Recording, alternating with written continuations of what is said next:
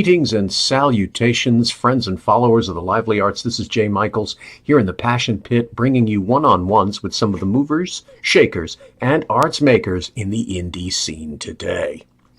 Now, we're going to now read into the deep words spoken by our two guests. Get it? Read words. They're both writers. This first gent I know for over 20 years. I met him as one of the more informed and judicious reviewers at the Off-Broadway Review back in the, and I don't want to say it out loud, the 90s. And now I have the pleasure of following his light speed trajectory as a playwright. I'm not shy in saying that he is simply one of the best playwrights I have ever known. My colleague and my friend, Doug DeVita.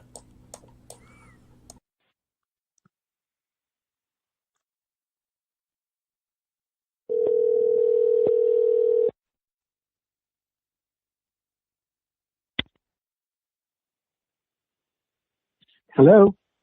Doug DeVita. Yes.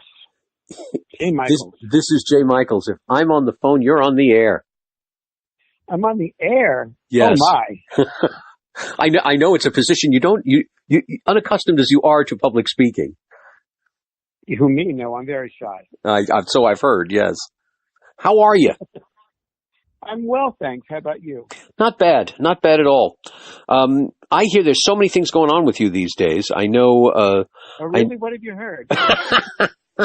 Well, when we've spoken, I know there was a screenplay being bandied about. I know that we're resurrecting a couple of amazing plays of yours. Tell me what's going on in your life. Oh, we're trying to. Well, first of all, I'm working on a screenplay for The Fierce Urgency of Now. There's been some talk about that. I've never written a screenplay before, so this is kind of fun in a way. And then let's see. I guess the other thing, I started a new show back in June, and I'm on its the fourth draft now. So I'm getting that ready to do some kind of readings, but I have been submitting it as I've been developing it to places that are specifically looking for developmental works, nothing that's finished, things that they're looking for that they can work with you. And I just found out that this one place, it's made the semi-finalist round. That's terrific. That's exciting. Is this the one with the Sabella brothers? No. That's something completely different. See, there's so much going on with you. Yeah, because I just, it's like I've got time now. I'm an old retired fart. So what do? I write. So what's the play for David Sabella is still in its rough draft form. That's a very interesting piece. It's a little hard for me to write because it doesn't really cover my usual, dark comedies about mothers, martinis, and death. This is about a specific entertainer from the past. His story is fabulous. Julian Eltinge, who was a huge star in the early 1900s into the 30s, and he was a female impersonator, and he was extraordinarily successful. Strangely enough, there is no audio recordings of him anywhere. There's silent film footage, but there's no sound recordings that can be found. Anyway, his career was brought to a halt overnight in the late 30s when LaGuardia enacted the morality laws and shut down the burlesque houses. And his career just went kaput from that because it was considered immoral for a man to dress as a woman. So his career was shot. It's a fascinating story. David brought it to me. So again, it's not the first time I'm writing specifically for a personality. I did that with Lane Bradbury's show, Let Me Entertain You Again. Right. But I went to her with that idea. This David came to me with the idea to write it. So it's a fascinating experience for me. And as I'm writing it, I'm just leaving spaces for where songs will go, and then I will work with his musical director about what the songs are and where they'll go. And yeah, we have talked about the possibility of David's brother Ernie playing LaGuardia. That's all up in the air. We don't know whether that will happen or not, but it would be fabulous if he could. That'd be amazing. Both Sabella brothers in that show. For those who don't know, Lane Bradbury, Lane Bradbury was Dainty June in the original Gypsy, and you created a very popular cabaret performance, one woman show, if you will, that she did for many years. Actually, that ran 2 or 3 years, if I remember correctly. Well, it here and there, yeah. I mean, we did the first incarnation of it was done in, I think, 2014, and then we did it at 54 Below in 2015. Right. And then last year it was done several times at Don't Tell Mama. Lane has a lot of irons in the fire. She's working on a show for herself right now, and but there has been some talk recently about her bringing the show. The show's called Let Me Entertain You Again. Right. And her bringing the show to Atlanta, which is where she's from, and also do it in LA, which would be great, and possibly San Francisco. So it would be wonderful. It's a fun show. She has a wonderful story. I mean, there's nothing in her birth or breeding that should have brought her to Broadway in the golden age. She's a debutante from Atlanta. But she ended up in, some pretty legendary Broadway shows. I mean, she made her debut in JB. She did Gypsy. She was in The Night of the Iguana with Betty Davis. Right. She was even directed by June Havoc in Marathon 33. So she's got some pretty interesting stuff to talk about. But anyway, enough about her. This is about me. That's right. And it's funny. I'm segueing into something you're saying about her being legendary and the Sabella brothers and all of that. Well, let's talk about someone else who's legendary. Let's talk about you, who's legendary. In the indie world, people last a certain amount of time and then they disappear in some way. You're a warrior. I remember you from 25 years ago. So you have seen the theater scene grow and shrink and change over and over again. What, as you look back, what's been out there? What have you seen in terms of changes that have been out there?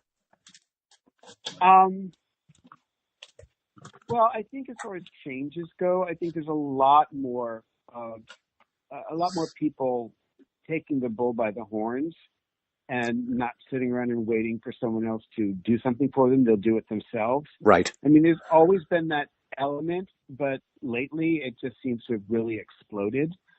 I think the internet obviously has changed all of that. It's also changed the way, unfortunately, I think it's also changed attention spans.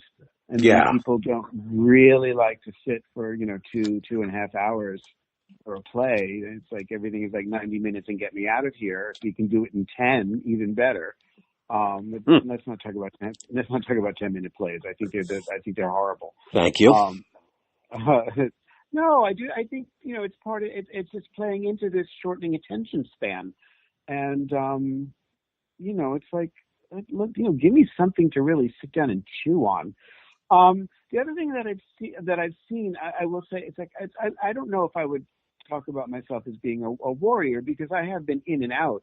It's not been a 25-year constant thing. I've been in and out of the industry, as I've needed to make money.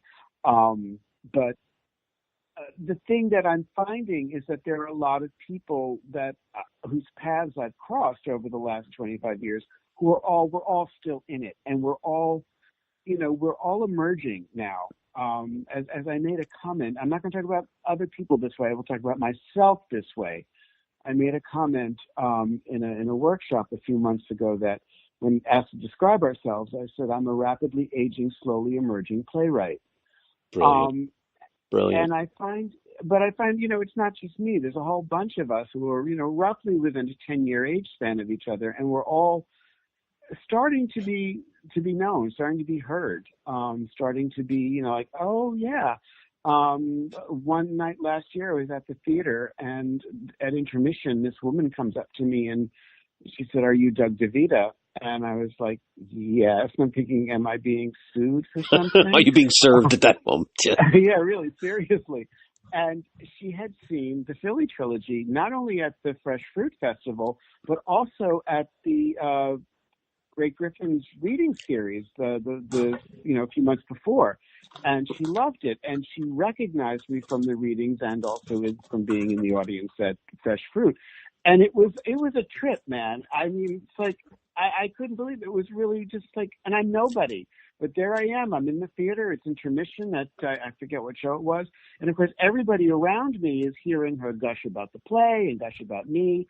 And then they're all like, you can hear the buzz, like, who the fuck is this guy? Excuse me, I shouldn't have said that. Who the hell is this guy? That's all right. We have parental discretion on the show. Oh, okay. Well, then, it's like, but it's not just me. I can name a whole bunch of people that were all in the same thing. And but we've all been around since, the 90s or before. Now, you are certainly not a nobody. I'm not gonna talk about the F-bomb. Lord knows I should not. But I would never say that you're a nobody. When I met you, you were part of the Off-Broadway review circuit, and you were one of the people that went to see. That's why I ask you what's new in the world, because you've seen, going back to last century. Please pardon me. You have seen the way independent theater has grown and shrunk. You've seen the plays. So you are definitely not a nobody. Has it influenced you as an author? Because you were a critic for many years. Does it, and you still are for Cabaret Hotspot. Has it influenced your writing in sort of seeing all the other plays being written out there, good and bad? Well, how could it not? First of all, how it's influenced me, I don't know. I haven't really thought that much about it, but I do know that, as you know, and as anyone who has read my off-Broadway reviews knows, I am a man of very, very definite opinions. And, for the things that I didn't like, I do try to avoid falling into those traps. Right. But the thing that I have found that has changed, I think there's more than there used to be. Yeah, I'd agree on that. I also think that I was going to say what has not changed is the passion for it. Good, bad, or indifferent. Everything I've ever seen has been just backed by a wonderful passion. And that's, speaking of the reviewing, which is why I prefer not to review theater anymore, is because I don't like to step on the passion behind something. With reviewing for Cabaret, it's a different world, a completely different world. I don't have as much invested in that world as I do in theater. I've written one cabaret show, which is the show for Lane, and that it plays in cabarets, but that could play in an off-Broadway house. It is a one-woman show. Yep. So when I'm reviewing theater, I like I said, I have very strong opinions, and I kind of don't like who I turn into when I review theater. So I've sort of stepped back from that. I stepped back from it big time about 15 years ago, and then here and there I would do something, if I were requested to. Right. But it's not I don't like who I turn into. As I said, writing for Cabaret is easier for me because, as I said, I don't have much invested in it emotionally in terms of what I do. The performers I see are all fabulous. There's very little to carp on, because their shows are always, if not well written, well performed. Right. Yeah, you might have a performer who is like, all right, really, do you have to sing "Send in the Clowns" again? or it's like, okay, you've got this fabulous voice, but why are you singing that song, which was so not written for your voice? You know, it's little carpy things like that, but overall, it's really terrific. And also you learn a lot from it because you know, the craft is there. The craft of putting a show together. I'm going out on a limb with this one, but in my not so humble opinion, the craft of putting a show together, whether it's a cabaret show or a musical or a straight play or whatever, the craft is the same. You have to engage your audience and take them on a journey. That sounds so fucking pretentious, but no, it's absolutely right. You go down that pretentious rabbit hole when you talk to a playwright. Oh, please, that's exactly right. I recall you in the good old days. You were never destructive; you were always constructive. And I know a few people who would really disagree with that. Oh, well, and where are they now? You know, but Utah, maybe, I don't know. Yeah, but up in front of my building with machine guns. I'm not kidding. I wrote one review that was, I mean, it was a really bad production, and I called it on the carpet for everything, and I was stalked. I had to call the cops and get a restraining order on an actor who I mean, he was turning up everywhere I was. And this was before I was posting like a maniac on Facebook. I mean, social media didn't exist at the time. Right. So, you know, I don't know how he found out where I was, but he would show up at places and I'd be like, you know, and I mean, I knew who he was because I'd reviewed the show. And the thing is, I hadn't even mentioned this actor. Maybe that's why he was pissed off. But, well, there you go. But I had to get a restraining order against him because it was getting frightening. I'd be at dinner, I'd be at another show, I'd be at the movies, I'd be coming out of work. I was working at NWA Advertising at the time, and I'd come out into the plaza at Worldwide Plaza, and he'd be sitting there. It was really frightening. See, I told you how famous you are. Infamous. An interesting thing, and I was segueing because you mentioned about not stepping on passion, and I have only seen the open heart in your reviews, even if the show deserved to have its heart cut out. What's your story? Now you are an established playwright. Now you're breaching into the world of screenplays. You have seen the world of indie theater. What's the story? And you say about how you're rapidly aging, slowly emerging, which is brilliant. What's the story of Doug DeVita? If someone's going into the New Drama Bookstore, I don't know where they're going now, but if someone goes into the New Drama Bookstore and goes to the Doug DeVita shelf, what's the story? What are we saying about you? Oh gosh, I don't know how to answer that question. You made the remark about Mother's Martini and Death. So, and ironically, even if you're talking about your new piece, there's a female impersonator. Okay, so that's one thing. I'm sure he drank. So, okay, we're almost covered there.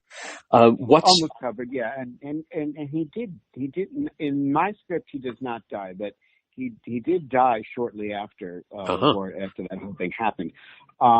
What's the production scheme? What's the heart of Doug DeVita's plays? When we read the canon of Doug DeVita, we walk away thinking what? This guy's fucked. I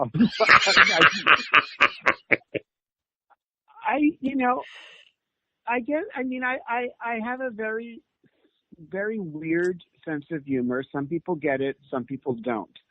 I find humor in the darkest subjects. That noise in the background, by the way, that's my dog. He's curled up next to me, sound asleep, and he's snoring. So that's, if you hear some weird sound, that's Max. I didn't hear that, but Max is as famous as you are these days, thanks to Facebook. So, yeah, and Instagram. Yeah, I know that. Of course, he's my calling card. No, but I have a very, very weird sense of humor. I find funny things in things that are just not funny, and I try to put them in my script. I mean, the show's been done, so it's not tipping a laugh anywhere. But there's that bit in the Phillie Trilogy when they're kids, and Barbie, the 14-year-old girl, she's complaining that she should have been valedictorian, and the girl who got valedictorian got it because she's ill. And she says to Phillie, I should have been valedictorian. And Phillie says, you don't have cancer. And it brought the house down every night. It's not a funny situation, but it is in a way, because, you know, if Barbie had cancer, she probably would have gotten valedictorian. It's that sort of thing that I find. The other one, the one that I'm in the fourth draft, is called Upper Division. And I will make a disclaimer here that, you know, like they say on Law and Order, that the events and the people are purely fictitious. Any event, you know, similarity to people living and dead, coincidental. Yeah, we'll just say that now. But I mean, that script is the culmination of 21 years in academia as a teacher, and there's some really dark things going on in that script. Including, you know, mother figures, and there's not as much drinking in this one as my other ones, but there's death and I had a private reading a few weeks ago in my living room, and it just, I mean, people were laughing so hard they were crying. Mm-hmm. In amongst the death and the destruction and all the other stuff going on in that script. So that's what I hope people find in my work. You find the humor in things we were told not to laugh at. From what I've seen, and you're sort of saying this, we're told not to laugh at certain things. Oh, that person has cancer, let's not laugh at it. Oh, this is this, you're not supposed to laugh at it. You're not supposed to. But you show us the great irony. You show us the truth. When people say, oh, it's funny because it's true. You show us great truth out there. Everything I've seen of yours, you show us great truth. Well, thanks. I hope I do. I mean, that's the goal. That's why everything goes into, you know, revision mode 87,000 times. I mean, I'm revising Phillie Trilogy. It's won awards, and I'm still revising it. Well, that's the irony of truth. Eventually, truth changes, so we have to. And you know, I guess I guess the other thing I'll talk about, as long as we're talking about the truth and stuff, I think that the work that I'm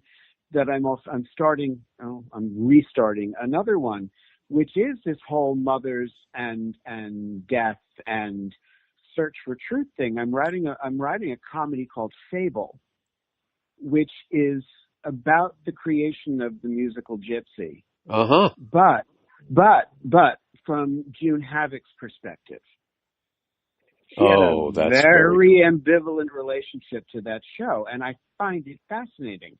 And the show is not about the mother. I mean, the mother, of course, is the most fabulous mother of all time. There you go. She's like catnip. But that's been done. You know, let's face it, you can't top Gypsy.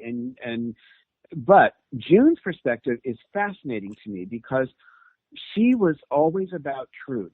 Truth on stage, truth in life, truth in blah, blah, blah, blah, blah. And she lied like the rest of them. Of course. She lied as much as her mother did and as much as her sister did. And that relationship is fascinating to me. So you're sort of showing us that we all know maybe that's the reason there's such great laughter in your plays. We all know the truth, and you're just brave enough to finally put it out there. Maybe. Who knows? Look, some people like my work, some people don't like my work. You know, I wish more people who had lots of money and could produce my work would like it. But then again, what playwright? That's like the playwright's prayer. Of course. Well, you're slowly emerging. It's going to happen. I hope so. I hope it does before, you know, Trump gets us all nuked. Well, if we could just hold on till 2021 when there's someone else in the White House, maybe we'll be all right. Please. I mean, I'm very interested in what's going to happen in the next couple of months. I think it's going to be, you know, if we're not blown up by New Year's Eve, the next few months are going to be very fascinating. But I will leave that to others to write. That's not of any interest to me. You're not the science fiction writer. There you go. Yeah, I'm not. But Doug, thank you so much. Thank you so much. This has been enlightening. This has been wonderful. I'm glad I had a chance to get you on the podcast. You're a celebrity to me, and that's how it's going to stay. So thank you so much. Thank you very much, Jay. You're a celebrity to me as well. You are most kind. I will. Every kind. I will tell our fans about your website and where they can find out more about your works and Max and everything else that's within your life. Sounds great. Thank you so much, and I will definitely be chatting with you soon. Sounds good. Thanks, Jay. Ciao. Happy New Year. Thank you. Same to you. Ciao. Bye. Always a pleasure to chat with my buddy Doug. Speaking of writers, Patrick Hickey Jr. Write anything lately? Do you like video games? Do you like to read? Alright, guys, I know that those two things usually don't go so well together, but my new book, The Minds Behind the Games, Interviews with Cult and Classic Video Game Developers, is kind of like an ESPN 30 for 30 collection of interviews with some of the coolest creators in video game history. We're talking iconic games, Deus Ex, Mortal Kombat, Wasteland, NBA Jam, not so iconic, E.T., Night Trap, indie games, Pro Wrestling X, Towerfall. If you love video games, you will love my book. If you know nothing about video games and want to get in the know, read my book. It's available wherever fine books are sold: Amazon, Barnes & Noble, Target, Walmart, and of course my site, patrickhickeyjr.com. It's an awesome book. I had a ton of fun writing it, and simply put, if you want to get in the know and you want to find out stuff that's not even on Wikipedia, check it out. You won't regret it. Thank you, Patrick. Another author whose acquaintance came to me through the reviewer's pen is Christopher Struck. He's a respected reviewer at such sites as Cabaret Scenes, and he has a new novel ready to capture our interest. Christopher Struck, take us home.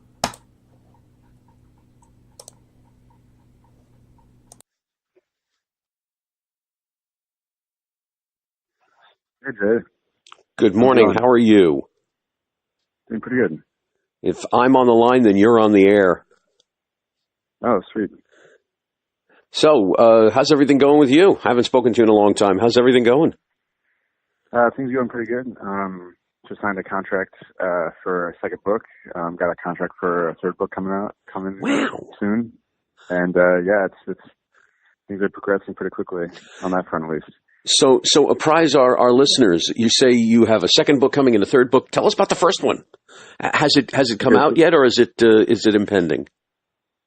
June 11th, 2019. So it's coming out pretty soon. Very cool. All three books are written. They're all different. The one that's coming out this summer is the one that I told you about before. It's Kennedy Gold. It's about a singer in 1948 who meets a girl and has to decide between love and his career. And I won't spoil the rest for you, so I'm going to have to make the decision. That's been pretty good so far. I mean, I know you want to talk a little bit about my career as a critic and how that's kind of gone, and that's really progressed out of writing that book. So, frankly, that was going to be my latter part. I wanted to hear about you as an author.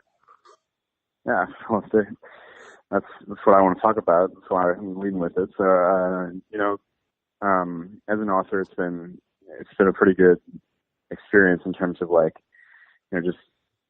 If you write books, people will listen, people will read them, and people get excited about it, and that's a really rewarding experience. And I've been able to continue to use the experience that I had with current readers to fuel the fire to write more, basically. And now that I've got a publisher who's excited about my work, they've been really supportive of developing kind of my skill set and putting out more of the things that I can write. That's terrific. What's now you say the other two are written. That's great. Well, you seem like the epitome of efficiency in terms of a person. So I can imagine your entire library is already written. What's the next two about? Give us a teaser, if you will. Yeah. So the one that I wrote before between the two of them first is going to actually come out second, I think, just because the most recent book that I wrote is a little bit more exciting sounding. Mm-hmm. But I'll start with the first one I wrote. It's a pseudo memoir. I like to call it an unmemoir because it's a kind of a play on the memoir genre. There are a lot of memoirs out there, a lot of people writing about themselves. Of course. They always put themselves in the best light. They always have themselves as the protagonist. In my story, I'm the protagonist, but I kind of work as an anti-protagonist, and then I'm the antagonist of another character's story. And in the fallout of the experience, it's kind of like, self-reflective, and it's like, were the decisions I made the right ones? Thankfully there's, no bloodshed. There's nothing really serious happening. It's just a study abroad with a bunch of different people from different cultures, and I'm experiencing those different cultures as well as the local culture of Thailand, and kind of sharing what it's like to be a young person in today's social media age without worrying so much about social media. And I think that story is really exciting for me. It's like, it's a little bit of a look back in the past. It allowed me to kind of rest some demons of nostalgia, as well as kind of reflect in a more positive light on kind of what the study abroad experience can be. Because it's, when coming back to the United States, you'd think it'd be helpful for getting a job and things like that, and it doesn't really turn out that way. So, it was just an experience, and it's like any experience. It has its good sides and bad sides, and I think reflecting on it by writing a book allowed me to kind of develop as a person, even more so than when I actually did the study abroad. Now, when you say you created this character, which is you, but that's the anti-hero, was that cathartic in some way by letting go of having to be the white knight? Did it help you in terms of writing the characters? So he's not really an anti-hero too. That's why it's a play on the. That's why I said anti-protagonist, because I'm not a bad person in the story. I don't have faults, not huge faults. I'm not a raging drunk. I'm not Theseus. I'm not I'm not sleeping with everybody's wives on the way to Athens and saving everybody as well. But I'm not doing anything particularly heroic. But it was really cathartic in looking at it as a very more real picture, and that the fact that I was playing with other people's emotions, and just by being aggressive or assertive in certain ways. And the more cathartic part was looking at it as if you do something, drinking late at night or going out at 3 a.m., you look like you're going out at 3 a.m. and you're drinking every night, and if somebody has more, higher standards on their, boyfriend, basically, or boyfriend material than somebody who goes and parties every night, then you're not really fulfilling the criteria. And when you mess with people's emotions and kind of have something happen, you can look back and be like, well, shit, if I would have cleaned up my act, maybe I would have been in a better position anyway. But I wanted to party and I wanted to have fun. So it's two sides of the same coin. It was fun. But it is kind of negligent behavior in some ways. Anyway, that was the kind of reflective part of it. So realistic and cautionary at the same time. That's a novel approach, pardon the pun. Yeah. Well, that's what I'm going for. It's, trying to fulfill the genre of novel. I think the expectation is that a novel, at least in some cultures, that the word novel means, you have a new experience when you approach a text or a book or a right. Work of art. And I think that I've worked really hard to do that. Moving into the next novel, 8, I took a little bit more of a fundamental literary approach, where I wasn't looking at playing with how a character works, because with The Sun Never Set, I played with how characters work together, but I didn't necessarily do anything that was really new in terms of the text. With 8, which is also my 8th book, which is why I called the book 8, but it stuck because it works really well with this narrative of the story. Mm-hmm.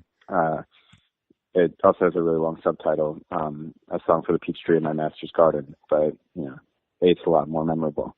I wrote a story about a samurai in Japan at the turn of its kind of major historical moment. So back in Japan, it used to be an empire for hundreds of years, have a lot of different warring factions going back and forth. And at one point in the history of Japan, there was this massive war between the daimyo and supporters of future daimyo and the Emperor of Japan, and the true right or true heir of what had been budding superpower. Mm-hmm. And caught in the midst of that was one of the most famous samurais of Japanese history, Miyamoto Musashi, who maybe not is maybe not known as the best samurai in Japanese history, but in some cases he is. He was undoubtedly the most well known for his dueling ability, and he never lost a duel in over 60 duels, and the only person who came close fought in 30 or so. So in terms of record of undefeated duels, and so I wrote basically about the build up to his life and the build up to this significant moment when the daimyo seizes power, and then his kind of run of dueling after the daimyo seizes power. And so it's not necessarily the most romantic picture of the story, but I set it up to be structured like a Japanese story structure. So it kind of develops that way, and then as a older samurai, he kind of takes out revenge on the people that had betrayed the emperor in his early life. Are you a history lover? Is this a passion of yours? Because I'm noticing the historic element within your books. Are you a great lover of history, or you just found picturesque locations? Yeah, I would say that there are certain aspects of history that I really love. Like, I'm actually reading now A Brief History of the Vikings, and I think that, that definitely history has always been, I think, a major player. But I think that it's just fascinating how cultures develop and kind of where we are now, and how we're in a very peaceful time of human history in a lot of respects. And I think that, if you look back and you see the history of Normandy or the history of Denmark, it's not as clear cut as nobody was holding hands and singing Kumbaya. They were really, some guy was, he was really strong, and he decided he wanted to go kill people, and he killed people, and then he was like, well, it's not enough to just kill people. I need some wives. So he got some wives, and then he had a lot of children, and he was like, well, this is my kingdom. And then everybody else had to just deal with that. And I think that's it's interesting to read, because it's not something that we really have to deal with anymore today. We're just looking at the world from a perspective as it's already here. You don't need the founding of Denmark anymore, because Denmark's there. Right. And I think that's what's interesting about it. And I think that you can kind of paint a more realistic perspective on the past if you look at it from kind of the perspective that violence exists, and it's not necessarily supposed to be cherished or anything, but it happens, and it's on both sides. And I think it's just part of it's an interesting part of reading on history.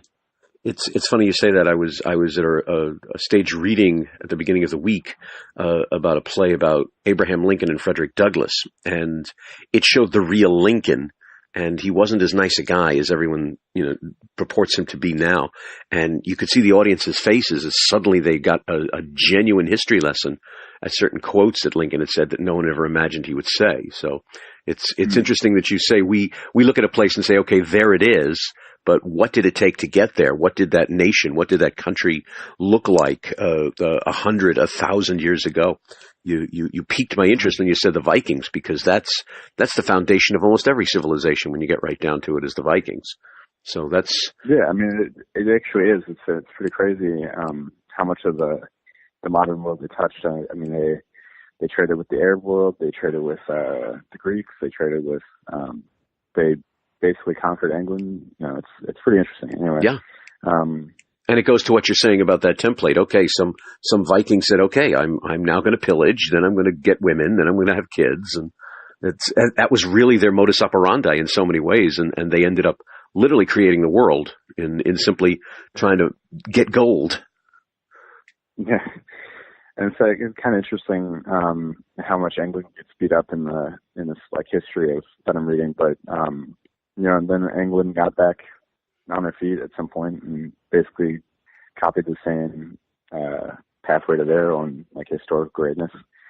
And that's actually, if you're looking at England, their classic tagline, "The sun never sets on the empire." That's actually how I got the title for my book, "The Sun Never Set." Except, that's so cool. Minus the S, and it's not about an empire realistically. It's about the empire in our imaginations. And, the sun never set on like imaginary empire we envisioned we could create as like young people. Your books sound fascinating. I bet the narrative of them creates these amazing pictures in our heads, because I'm seeing all of them talking to you right now. I can only imagine once I dig into the books. Do you consider yourself, is your main, they talk about John Travolta and he's an actor, but he considers himself a pilot. What a lovely commercial. But are you an author? If someone said Christopher Struck, author, that's your decision in life, if you will? Yeah, I mean, I think that with all those things, you kind of want to have other people describe you as something, and you want to kind of capture people's imagination in some ways. I don't necessarily know, because I do also work as a critic, and I don't necessarily want being a critic to be the only thing that like comes up. Just right. like you said, like whether it's author. I think that for me, I just don't want to have like so many things at the end of like after my name. I want to kind of just be known for the work that I put out there, and then also to be able to kind of move on from a work and create something new that's drastically different, that allows people to basically be like, oh shit, this guy really understands his art more than just making it into kind of a craft piece. I'm not like making the same banana sculpture every time I make a sculpture. I'm making like, I can make a banana, and then I can also make like a stone totem to whatever. But I think. But it's what's in your heart. It's your art, if you will, and that's that. Yeah, exactly. And I think I think author is kind of a too simple of a word. I think novelist is probably more accurate. I don't think, but I think at the same time, like we're approaching kind of a new world where you can Google somebody and like 6 or 7 things come up after their name, and I think that inevitably there will be 6 or 7 things that come afterwards, and I hope that novelist is the first one. I think that people will be like, he does a really good job at that. So that's the thing he's most well known for. With 3 books heading for our shores already, yes, I think that's a good guess that they're going to call you the novelist, and I think that's wonderful. Now, you have alluded obviously to your career as a critic. It's really interesting because you're a musical critic for cabarets. Is that the main focus? Is that the main thing that you look at in terms of your reviewing? It's become that way. I mean, when I first started out, I was doing more plays than musicals, but I got the opportunity to review for cabaret scenes, and it stuck more than the reviewing plays did. I just kept doing it, and I got to review like bigger and at more fancy venues, and I can still review pretty much around New York as long as there's like a musical note to the piece. And I think I've seen some really fantastic performers, and some performers who take it really seriously that you never hear about, and then some performers who don't take it seriously that people have heard about. And so I've seen sold out rooms for performers that have absolutely no major brand, and I've seen sold out rooms for performers that have major brands that also their own name is their brand, and yet they perform, and you're like, well, why does this person have anybody here? Because this is horrible. Why is that? As a reviewer, as someone who has seen a major cross section of a prevailing genre, why is that? Why? Let's talk about it in cabaret, but it can be associated with all forms of art on this. Why, when you go see a cabaret show, what strikes you when you look at something and say, okay, I don't understand, or I understand? What's your criteria when you look at a piece? What does it have to do to touch you? Yeah, I think that people just have to be like really emotionally invested in the work, and I think that I think it's too simple to just stand still and sing a song and then like be like, oh, and I'm so great because when I was younger, blah blah blah. And I think that when people do that, I think it gets a little mundane and it's kind of boring. And I think if you take everybody does inevitably almost the same thing, but I think if somebody takes that same thing and then makes it a little bit interesting, and then also like puts more of their own like emotion behind it, I think it gets a little bit exciting. I think one really classic example is Reverend Mary with her Lady in Black, and like talking about her own like sordid love history. I think that was really fun. I think it was a really unique way of looking back on the past. Not everybody does that. Most people just stand up on stage and like say when I was in high school I did this, when I was in college I did this, when I was in whatever I did this, and then that's how they introduce the song. And I think that's a really simple way of looking at it, but I don't think the audience is like sitting there going, oh my God, this is a gripping performer, next level genius. I think they're more like, I guess this is what I paid for, $45, and, I get to see some random tell me how random his life has been.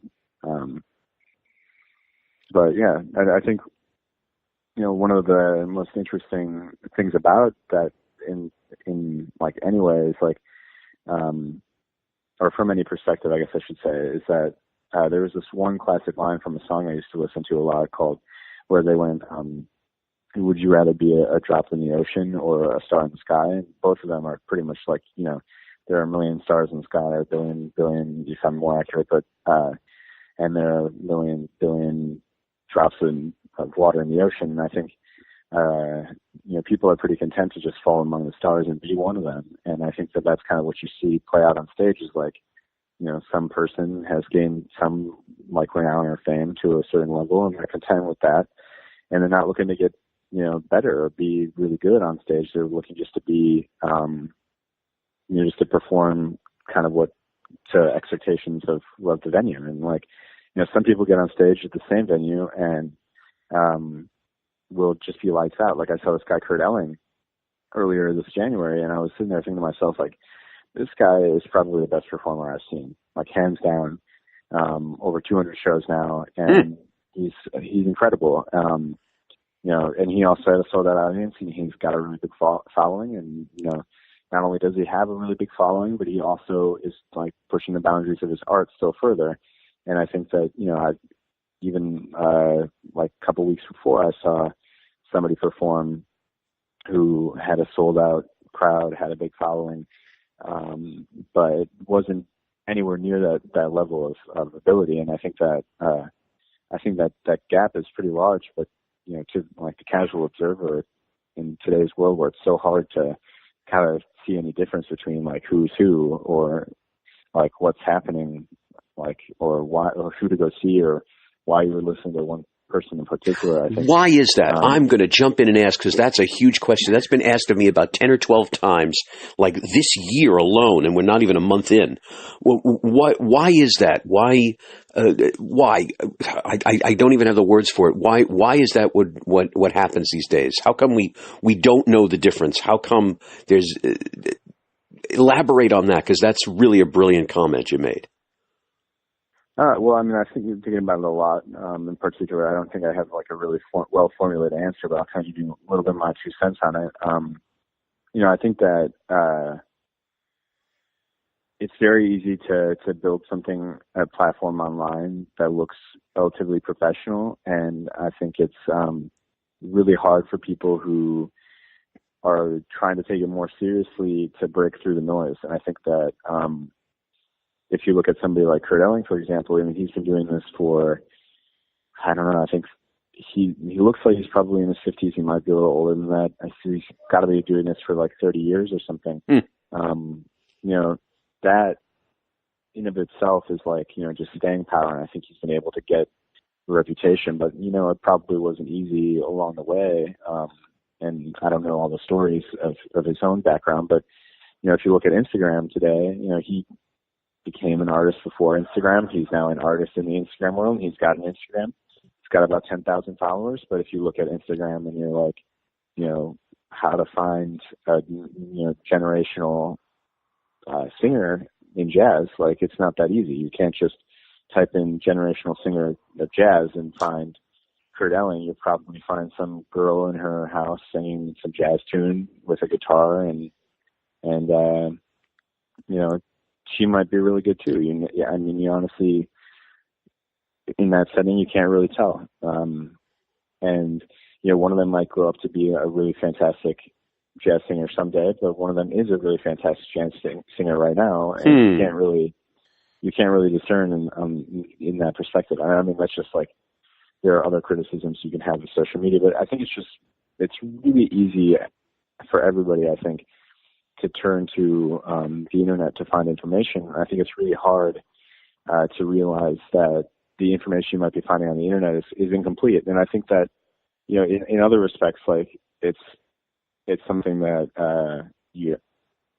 it's something that's hard to gain perspective on, even if you're criticizing the internet for something, or you're realizing or recognizing that, you know, Wikipedia isn't enough information, but it's still good information. So, you know, proponents or people who support Wikipedia are still going to be aren't going to be swayed by, you know, circumstantial evidence of to the contrary. But if you're looking at an example, one of my books with writing the story about the Japanese samurai, it wasn't like all Wikipedia searched information. Yeah, I did use Wikipedia as well, but a lot of the substance and background for the story came from, you know, watching anime as a kid, watching Hayao Miyazaki, and then studying Hayao Miyazaki and studying anime and kind of what made those things work. And then when I went to Japan, going to the National History Museum and kind of seeing what it was like to be a Japanese person back in the 1600s, and then looking at that and then reading books that were set in the 1600s written by Japanese authors, and then stepping back and kind of combining all those things into one thing. So, for example, you don't really know what it's like to believe in ghosts if you're Japanese, if you're not Japanese, you know. And going to the Japanese History Museum, I was able to see a lot of artifacts about, you know, the history of Japanese ghosts, which you wouldn't necessarily know, and you can't Google search it as an American. It's not that easy. You can't just be like, what is the history of Japanese ghost belief in Japan? It doesn't work. I mean, something will probably come up, but a lot of that information is still written in Japanese, is still in Japan, and you can't necessarily access it that easily. And I think for the casual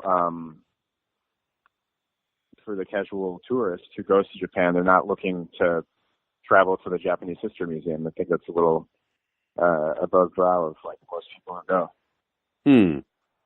So in a way, what you're saying with performers, using your book very well as an example, you didn't just go to Wikipedia, you didn't just watch anime. You found the people. You found the people that would have known your character. You made that book real. You might be the novelist, but you made it completely real. I guess maybe what you're saying with social media is you just need enough money to make that website, but that doesn't mean you have the talent behind it. It's that extra connection to the audience. It's reading a book in Japanese to know exactly what you should be presenting. It's the feeling that comes into it that makes the big difference, apparently. Well, I mean, I wish I could read a book in Japanese, but I just read a book written by a Japanese person. I was translated from Japanese. All right. Yeah. Yeah. But I did study Japanese, for a while, about 3 years. And, that made a pretty big impact. One of the things I did to study Hayao Miyazaki was I did actually do a presentation on him, a number of years ago in Japanese class, and I did all the research, for it to find kind of like substance in Japanese stuff. So that kind of helped out later in life, because I was like, you know, I have all this background in Japan, and at least researching Japanese stuff. Like, how am I going to put this into use and kind of like put it to rest? Because it's not like I'm going to Japan anytime soon. And, you know, I love the culture and I love eating sushi, but, you know, it's a lot more complicated than sushi. There's way more to it. And I think, I can't go and study Japanese like regularly at this point in my life. So it's like, you know, all of that, you know, knowledge that I gained over the years, I'm going to try to put it to use somehow. And that became the novel. Your life experience, of course, of which you have immense for one so young as you. I think it's great. Lucky. I mean, thanks. Been very lucky, especially with the critic thing. I basically just said yes to a thing in New York to do, and I've been able to go all over the city, to different parts of the city, and see some very like dingy places and see some very like, you know, nice places. For example, like, you know, being in Cafe Carlisle is an example of a pretty nice place. You know, they give you a steak dinner. You know, you write a review. I haven't been back since, but you know, that's okay. The an example of a much dingier place is the old KGB Theater in the Lower East Side in East Village. You know, oh, love that the one. literary Yes. world, it's historic. Yep. To the theater world, it's also historic. And as a literary point of like historic reference, it's like, oh yeah, great authors came through here and talked about their books. And from a historic theater perspective, it's like this place has, you know, paint peeling off the walls and the seats are all stained. So, yeah.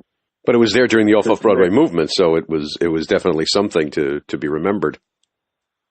I mean, it's definitely something to be cherished. The upholstery could probably be refurbished, but at the same time, like, that's part of life. Like, you know, and now me enjoying it today, it's like, you know, I can see there were enough seats here to seat a few people, and when it was new, it was probably really exciting. Yep. At this point, it's like, you know the off-Broadway, there are a lot of off-Broadway plays that run. Some of them are extremely good.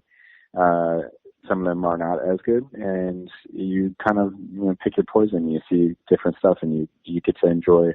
If you want to enjoy Manhattan theater, that's part of it. You know, you're going to see some newer places, even in the off-Broadway world. You're going to see some older places, and I think that's always been the case. And if you're okay with sitting in a chair that looks like it might have been used for something nefarious, and like somebody getting a little too excited in the crowd,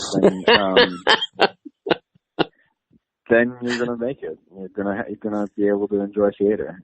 If you can't handle the stain on the chair that's oddly placed, you probably should just stick to 54 below or something. Right. If it's the experience of, well, it's in a way I can understand your philosophy. It's experiencing history, just like your novels. You're sitting in that weird chair is sending you back to another time period. So whatever show you're seeing it in this time capsule, if you will. So it's okay. So it's a bit that maybe the rug needs a good vacuum, but you're in the middle of history. Yeah. Well, you are. Yeah. Aftermath. Yeah. The historic aftermath. Exactly. Chris, thank you so much. This has been absolutely wonderful. June is when the book's coming out? June 11th, 2019, yeah. It's exciting. Got the cover together that's just posted online. I don't know if they've done an official reveal yet, but they just finished the cover. They told me the focus groups loved a particular one more than any of the other ones, and I was like, let's do it. It doesn't look to me as much like what I kind of imagined the cover would look like in the end, but at the same time, I think it really speaks to the story, and I think it really it's really artistic, and that's what I'm going for. I'm going for something that captures the imagination. Can you tell us a website or something where we can learn more about the book, or even order it if it's a pre-order? I don't know if pre-orders up yet, honestly. But you can come to my website, struckchris.com. I got a little character profile written up of both the main characters. And that's probably the easiest way. Otherwise, it's BHC Press, BHC Press, PRESS. That's how everybody can handle that. And my name, Christopher Struck. So, and there you are. There's maybe not a plethora of information available online on the website, but what information is available is there, and I would hope that if people are interested by the tidbits that I give out, that they'll dive into the book and see what there is to learn and explore.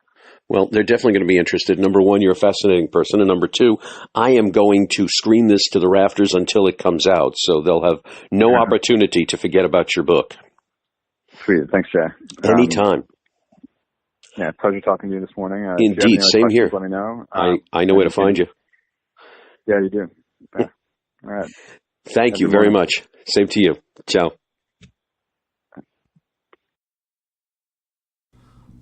One of our sponsors is Applaud. This is a service that previews and promotes your show. We'll be speaking to Andrew Andrews. That's right. The founder of this venerable organization next week.